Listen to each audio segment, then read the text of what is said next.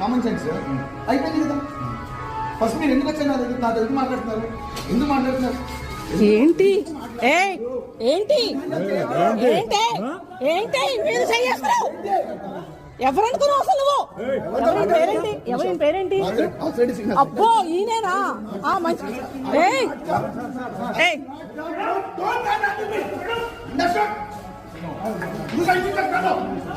ఏంటి అసలు?